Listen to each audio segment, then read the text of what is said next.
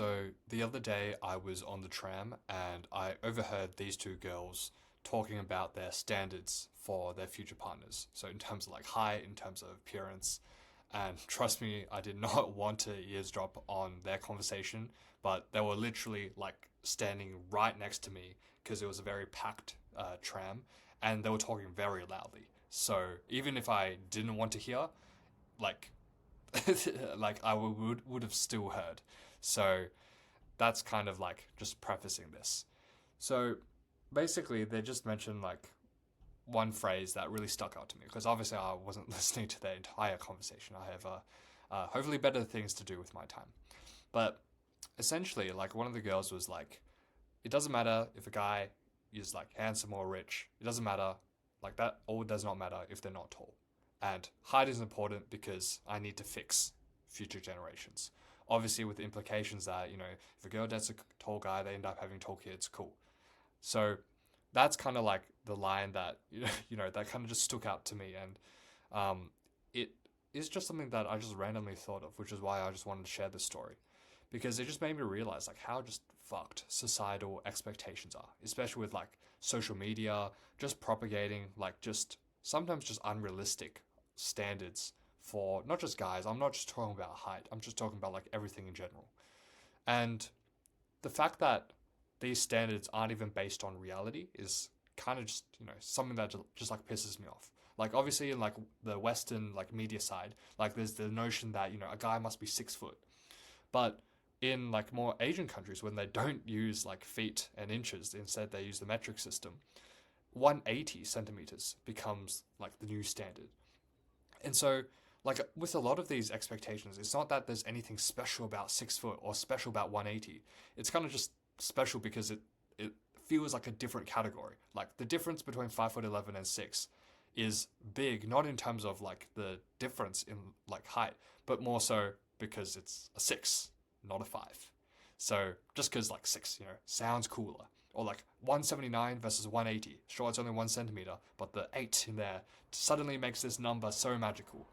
And that's the thing about like these societal expectations that are like on social media so much. It's not even like based on any like real sense. It's kind of just based on like arbitrary like numbers. Um, and so I don't want to like get into much of the the black pill hype maxing community. Like I don't want to like that's not something that I'm too like like deep in, but like it just made me realize that a lot of these like expectations, it made me like feel very like insecure throughout like my life. And I realized that I only felt insecure like when I started to use social media like too much, when I started like going down these like black pill rabbit holes, which I don't recommend going down. But things like height, jawline, skin, or like whatever area, I've probably been insecure about it. And I've only been insecure about it after I hear about something talking about it on social media. Like before then, like I'm living my life happy until that, which is one of the reasons why I like one of my goals is just trying to cut down the amount of time I spend on just like social media and actually try and make it like productive, because it's just an endless like just cesspit of like just insecurities, false expectations that can be set. And look, ultimately, like some of these things, like let's say the gym, sure, it can be very positive. Like there's things that you can change that can make you feel more secure, happier, in more comfortable in your skin, whatever. Like that's completely fine. Obviously, there's nuance to all of this. It's not like black and white. But at the end of the day, I just see a lot of like just just random expectations, like nasal, some eye tilt or some shit like that. Like sometimes it just gets too extreme.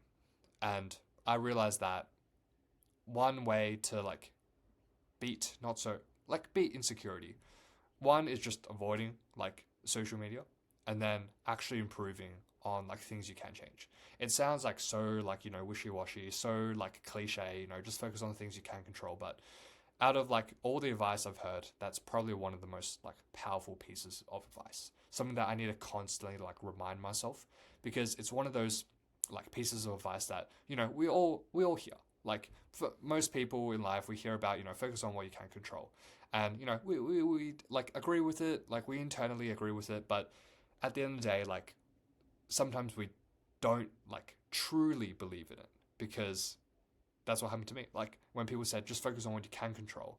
Yeah, I agree. Cool. But then, like, sometimes my mind just slips into those things that I can't control, and I just start obsessing over like those traits, like height or whatever it is. And so that's kind of just what I want to like share. I want to leave you with a thought to focus on what you can control. I know it's like very like just common advice, but like I'm almost repeating this so many times as a reminder to myself to just always remember, focus on what I can control, because ultimately that's the only thing that you can.